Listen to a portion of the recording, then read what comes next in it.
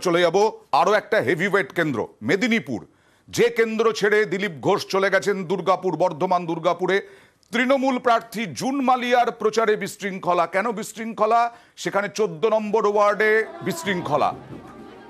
কেন বিশৃঙ্খলা জানবো প্রতিনিধির কাছে।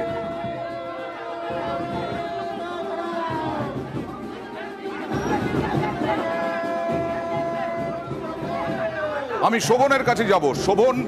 শোভনের কাছে যাব, কারণ বিশৃঙ্খলা যেটা বলা হচ্ছে সেই বিশৃঙ্খলাটা কেন? 14 নম্বর ওয়ার্ডেই বিশৃঙ্খলা কেন? একদমই অয়ন্দা, দেখো 14 নম্বর ওয়ার্ডে যিনি কাউন্সিলর আছেন সেই কাউন্সিলরকে নিয়েই কিন্তু এদিনের এই বিশৃঙ্খলা পরিস্থিতির সৃষ্টি হয়।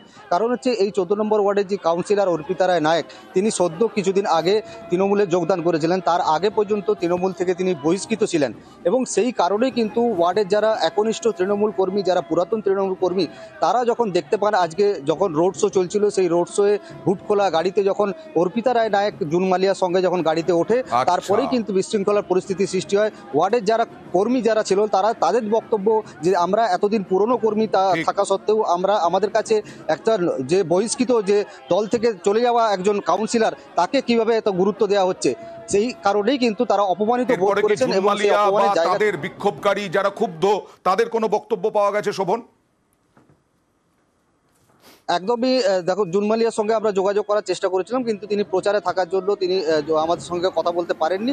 তবে স্থানীয় যে তৃণমূল নেতৃত্ব রয়েছেন তারা কিন্তু বলেছেন যে বিষয়টি দলকে জানাবেন এবং দল যা পদক্ষেপ নেবে সেটা তারা মেনে নেবে। পরবর্তী সময় আমরা নিশ্চয়ই জুন মালিয়ার বক্তব্য বা বিক্ষোভকারী যারা পুরনো তৃণমূল করেন, পুরনো দিনের কর্মী, তাদের কথা নিশ্চয়ই শোভন আমরা তুলে ধরার চেষ্টা করব। জুন মালিয়া, তুমি সঙ্গে থাকো শোভন। জুন মালিয়ার প্রচারে বিতর্ক।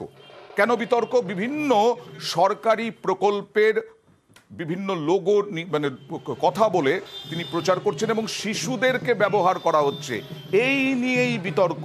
এবং কথা বলবো প্রতিনিধি শোভনের সঙ্গে। শোভন, এই যে দেখা যাচ্ছে এইরকমভাবে যে বিভিন্ন প্রকল্প নিয়ে এবং শিশুদেরকে ব্যবহার করা হচ্ছে, কমিশনে কোন রকম অভিযোগ জমা পড়েছে?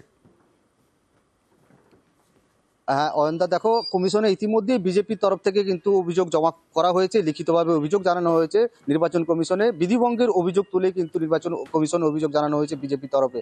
কারণ আজকে সকালে যখন মেদিনীপুর শহরে প্রবেশ করেন, মেদিনীপুর শহরে বটতলা এলাকায় ট্যাবলোতে যে ট্যাবলো সাজানো হয়েছিল, সেই ট্যাবলোতে কিন্তু শিশুদেরকে ব্যবহার করা হয়েছিল এবং বেশ কিছু সরকারি প্রকল্প যেমন কন্যাশ্রী, লক্ষ্মীর ভাণ্ডার, এইসব প্রকল্পে ট্যাবলো সাজানো হয়েছিল। সেই ট্যাবলোতে কিন্তু শিশুরা ছিল এবং সেই কারণেই কিন্তু বিজেপির তরফে কিন্তু নির্বাচনী বিধিভঙ্গের অভিযোগ তোলা হয়েছে। যে নির্বাচনী প্রচারে কিভাবে শিশুদেরকে ব্যবহার করা যায়, সেই অভিযোগ তুলেই কিন্তু মূলত নির্বাচন কমিশনে বিজেপির তরফ থেকে কিন্তু অভিযোগ দায়ের করা হয়েছে এবং এ নিয়ে প্রতিবাদও জানিয়েছেন বিজেপির যিনি প্রার্থী রয়েছেন মেদিনীপুর লোকসভা কেন্দ্রের অগ্নিমিত্রা পাল, তিনিও প্রতিবাদ জানিয়েছেন বিষয়টি। এবং নিশ্চয়ই আপনারাও জানেন যে ভোট ঘোষণা হয়ে গেলে সমস্ত সরকারি প্রকল্প যে যে জায়গায় ব্যানার টাঙানো আছে, হোর্ডিং টাঙানো আছে, সেগুলো আচরণ বিধির মধ্যে পড়ে যায় এবং সেগুলো ঢেকেও দেওয়া হয়, তা ঢাকাও হচ্ছে। কিন্তু এখানেই একটা বিতর্ক তৈরি হলো এই রূপশ্রী, লক্ষ্মীর ভাণ্ডার, সবুজ সাথী সব নিয়ে মিছিল করাকে। জুন মালিয়া কি বলছেন দেখুন।